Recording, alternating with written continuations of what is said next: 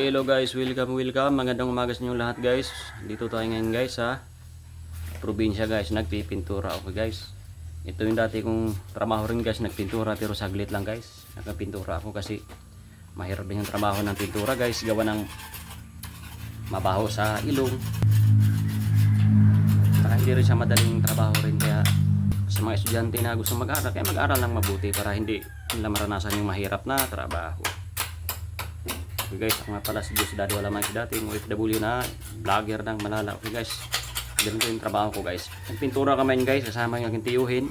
Nagpintura kami ng tiris ni Lunya kasi kailangan pinturahan to guys, kasi para yung kulay magmatch sa tiles. Kasi pag hindi magmatch sa tiles yung pintura guys, itong tiles na to, itong tiles yung kulay niyan guys, o yan o, yan yung kulay niyan. Pag hindi siya nagmatch dyan, hindi siya masyado maganda. Dati guys, o pula o, pula yan guys, pula. Ngayon pinturahan namin ng puti muna. Hindi naman ako pintor, pero mayroon akong foreman dito na primer daw muna ang ipintura. Si foreman ang kulyong yung daw, primer daw muna ang ipintura bago siya pinturahan ng final o finishing yung ang final talaga niya. Mga second coating, first coating or second coating. Much better yung second coating. Okay guys, anuhin muna namin yung pintura guys. Trabahuan muna namin guys. Ito guys, pipintura ko guys. Oh, ito yun guys, hirap guys pag wala kang natapos guys na pag-aaral. Kaya sa mga estudyante, mag-aaral ng maayos habang may pag-asa pa, habang bata ka pa. Ito yung trabaho ko guys, kaya walang natapos. Ganito talagang mapupuntahan guys. Mahirap guys. Hindi naman sabihin mahirap guys, pero hindi madali ang trabaho. Kaya dapat mag-aaral ng maayos o mabuti yung mga bata pa, o yung may chance pa na mag-aaral, yung bata-bata pa. Okay guys, pintura muna ako guys.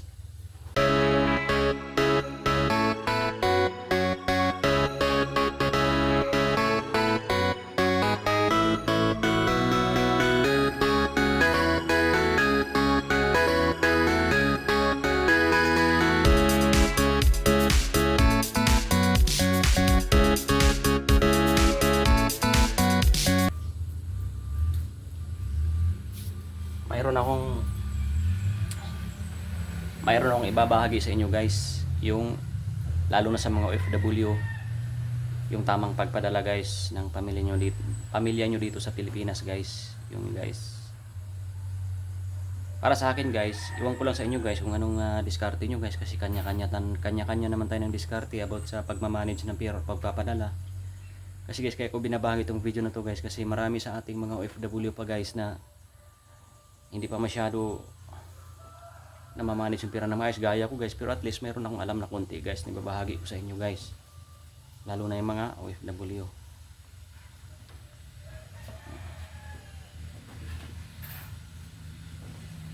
Bago ko simulan yung ibabahagi ko, dati pala akong OFW, ngayon nandito na sa Pilipinas, nagtrabaho ng ganito kasi mahirap ang tambay. Kaya nagtatrabaho ko ng ganito, may sahod man o wala, okay lang din, kasi sa pamilya ko naman din, okay lang naman din.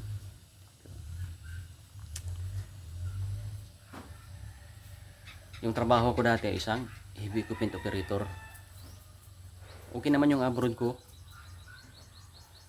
dati sa PhonePe, unang abroad ko okay naman, pero hindi ko talaga masyado na mamanage yung pera, about sa pera o yung pagpapadala, yung basic lang guys, kasi dapat talaga guys magnegosyo tayong mga Filipino guys, lalo na tayong mga OFW. Hindi ko siya na mamanage guys. Pangalawang abroad ko guys isa PhonePe guys, hindi ko rin siya masyado na mamanage guys, at saka medyo hindi na makalakihan yung sahod, okay din naman. Kaya dapat bago tayo mag-abroad, dapat isipin muna natin o tanggap sa kalooban natin yung kontrata na pinipirmahan natin, na magkasya naman yung pera. Kung hindi, huwag nating i-grab ka agad, kasi mahirap po magtrabaho sa malayong lugar. Alam nyo naman yung problema, number 1 yung homesick, yun talaga, sunod-sunod na yung problema na iba. Kailangan naman na medyo okay naman, sapat, much better yung malaki, kasi ganado rin tayo mag-trabaho. Kaya yun po yun.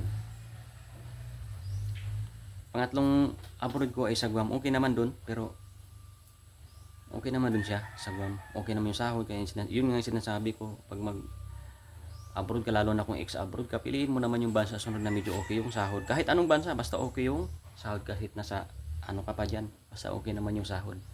Para makapag-ipon ka. Kasi mayroon akong mga vlog, guys, na panuorin mo lang yung mga vlog ko sa mga previous kong video dito sa Facebook, guys. O YouTube, mayroon din ako, guys, naka-upload lahat sa YouTube, yung about sa pagmamanage ng pera, yung basic lang, guys. Basic lang.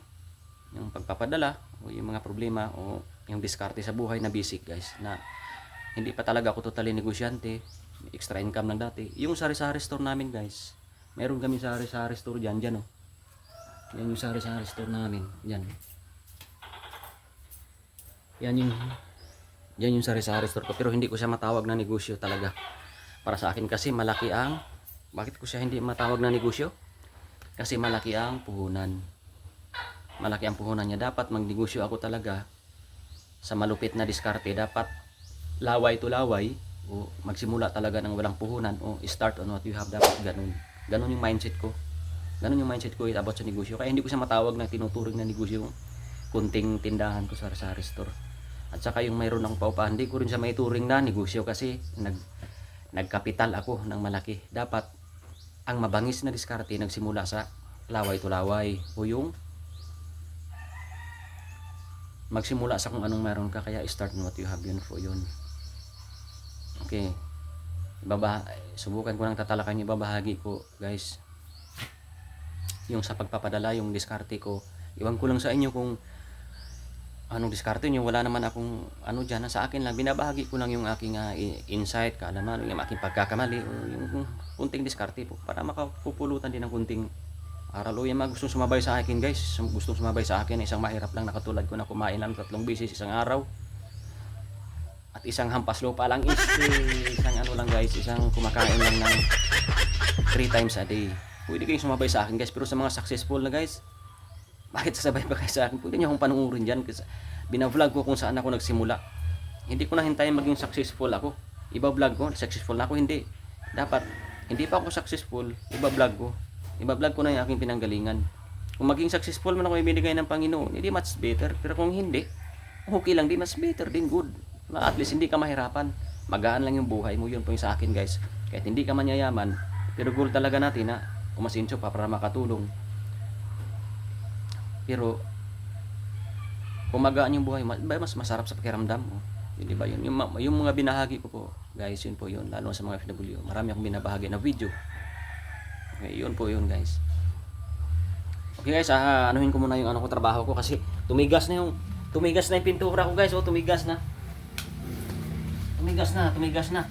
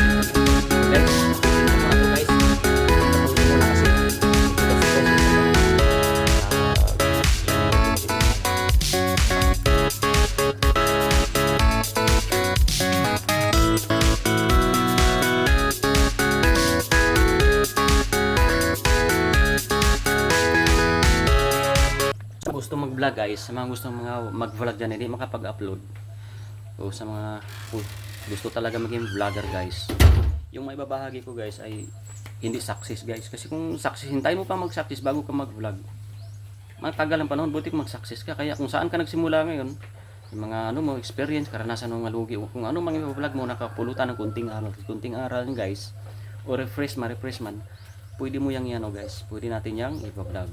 Kaya kung saan ka man ngayon kung anong kalagayan mo, pwede mo i-vlog yan, guys, para yung iba naman ma-inspire. Pwede silang ma-inspire, ma-motivate, or meron silang kunting matutunan. Yan po yun, guys, about sa pag-vlog. Yan po yung may babahagi ko. Kung saan ka man ngayon, anong sitwasyon mo, pwede mong i-vlog yan. pwede tayo mag-vlog lahat. Okay guys?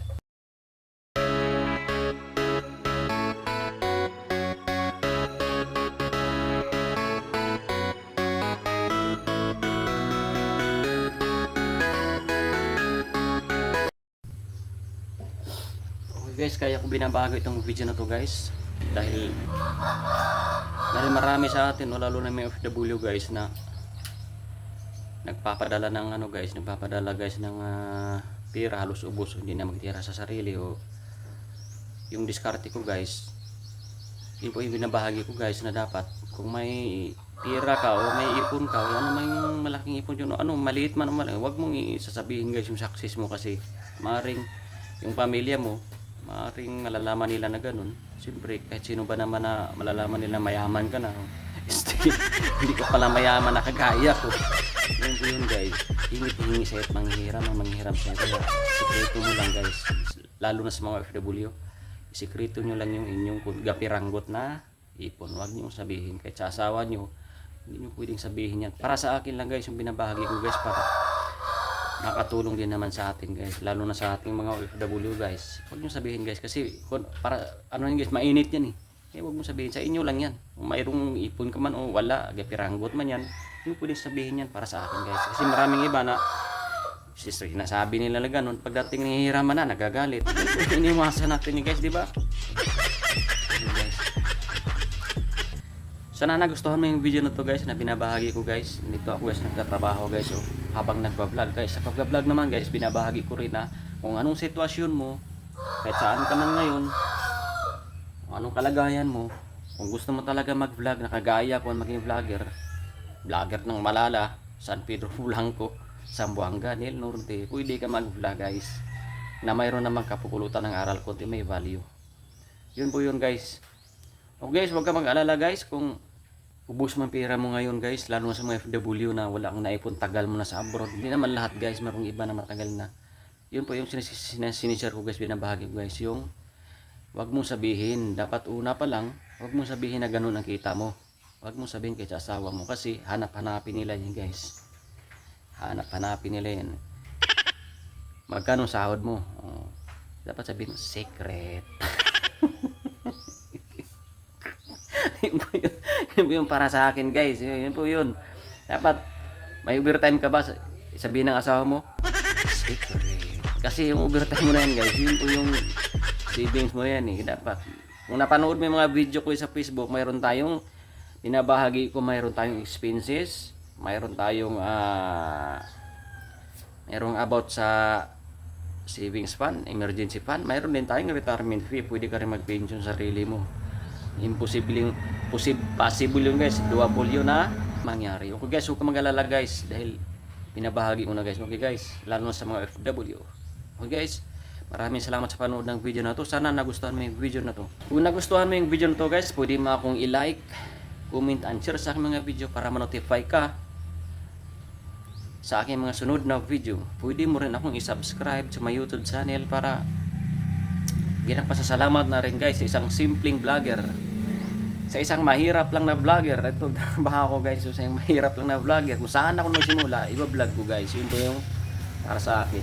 Hindi ko na hintayin maging success ako, iba-vlog ko. Hindi, kung ibigay man ng Panginoon maging success ako, okay din. Okay guys, maraming salamat sa panood ng video na to guys. O nga pala guys, mayroon akong sinasabi kanina guys, binanggit guys, about sa dati kong trabaho guys, sa isang heavy equipment operator guys. Mayroon akong ginagawang guys, group link para sa lahat to guys ng mga operator, o sa mga hindi pa marunong guys, pwede kayo mag-join guys sa group natin para matututo kayo guys, at mayroon kayong mapupulot ng mga diskarte guys, o kaalaman guys about sa pagtatrabaho, sa pagmamaneho, sa pag-ooperate guys, ng mga diskarte guys, lalo na sa mga baguhan. At sa mga magagaling na, pwede sila maglapag ng kanilang experience, pwede tayo maglapag. Ako hindi ako magaling, yung mga magaling na welcome sila maglapag ng kanilang experience guys, para matututo din naman yung iba. Kasi magaan sa pakiramdam guys, magaan sa pakiramdam ang may tinutulungan ka. Yung sinasabi ko nga, hindi pira ang kasiyahan para sa akin, kundi value. Yun nga yung tulong guys, so may provide mo sa iyong, sa iyong kapwa. Yun po yun guys, yun po yun guys. Sa Lucas 10:16 sabi ng Panginoon, ang mapagkatiwalaan sa maliit na bagay ay mapagkatiwalaan din sa malaking bagay. Okay guys, maraming salamat sa panood ng video na to. Sana nagustuhan mo yung video na to. Hanggang dito na lang yung video na to guys. See you my next video. Bye, ciao. Love you guys.